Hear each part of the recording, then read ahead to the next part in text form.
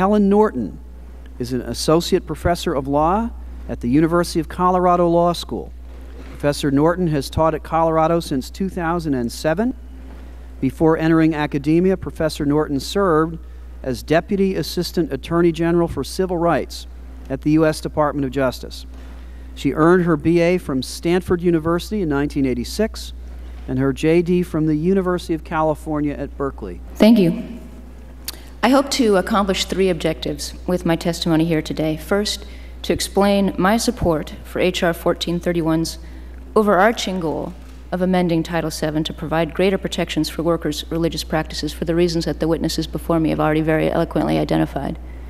Second, however, also to note my concern that the language as drafted may create significant conflicts with other persons' important civil and reproductive rights. And then finally, to suggest some possible approaches for resolving those concerns. As a number of witnesses have noted, as a result of the Supreme Court's very broad interpretation of undue hardship under Title VII, employee requests for religious accommodation are too often denied, even when they impose only modest costs. And for this reason, an amendment to Title VII to restore Congress's original intent to create a meaningful right to reasonable accommodation is long overdue. But while I fully support H.R. 1431's underlying purpose in this regard, I note my significant concern that the proposal, as currently drafted, may lead to new and different outcomes in cases where requested accommodations conflict with other persons' important civil and reproductive rights. Although the majority of requested accommodations will not pose difficulties of this sort, the Title VII experience to date indicates that some requested accommodations will conflict with co-workers' anti-discrimination interests or patients' health care needs. And these are very difficult issues because they involve direct clashes between interests that are protected by Title VII as well as under other constitutional and legal rights. These concerns are especially acute given that Congress is considering amending one of our nation's most important civil rights laws. And to be sure, the plaintiff's beliefs in these cases are no less sincere and deeply felt than in any others. These cases are different and difficult instead because of the requested accommodations' effect on third parties' civil rights, religious liberties, reproductive rights, or other health care needs. Under current law, for example, lower courts have consistently held that employers are not required to accommodate health care workers' religiously motivated requests to decline to dispense contraceptives or provide other health care services for religious reasons, when those requests result in delay in or disruption to the delivery of health care services.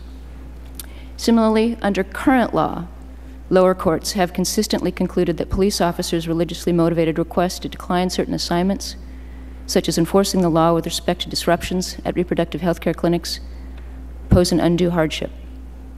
Nor have lower courts, under the current Title VII standard, required employers to accommodate workers whose religious beliefs compel them to urge the conversion of those with contrary beliefs or behaviors in a way that may not only offend the beliefs of others, but may also undermine an employer's anti-discrimination policies, as is the case where a worker seeks the accommodation being permitted to condemn homosexuality as immoral to co-workers or to patients, despite an employer's anti-discrimination policy. Each of these cases was decided under the current Title VII standard. Without clarification, we cannot be confident that the substantial changes proposed by H.R. 1431 would not alter the outcome in these cases. Several factors create this uncertainty. First, H.R. 1431 proposes a new and more rigorous understanding of undue hardship for Title VII purposes, drawing largely from the ADA's narrower definition of undue hardship. The ADA's undue hardship standard reflects Congress's judgment that the need to expand employment opportunities for workers with disabilities by providing accessible facilities and other accommodations justifies the imposition of some economic cost on employers so long as that cost falls short of significant difficulty and expense. But some of the religious accommodations that issue here impose costs most directly on other co-workers or patients and may or may not impose monetary costs on employers. And as a result, without clarification, it remains uncertain how the ADA understanding of undue hardship will apply to conflicts with other persons' civil rights or health care needs. Adding to this uncertainty is the fact that while H.R. 1431 draws from the ADA factors, it does not track them precisely. And if anything, it appears to focus even more narrowly on the employer's monetary costs as the measure of undue hardship. So again, without clarification, these changes may well result in different outcomes in cases involving conflicts with other workers' civil rights or patients' important healthcare needs. I'll conclude by suggesting very briefly two possible approaches to resolving these concerns. First, H.R. 1431's definition of undue hardship could be amended to expressly make clear that accommodations that impose an undue hardship include practices that conflict with employers' legally mandated or voluntarily adopted anti-discrimination requirements, or that delay or disrupt the delivery of healthcare services. Alternatively, Congress could require employers to provide the most frequently requested accommodations and those that do not create conflicts of this sort unless it can show that the accommodation would pose an undue hardship as rigorously defined under H.R. 1431.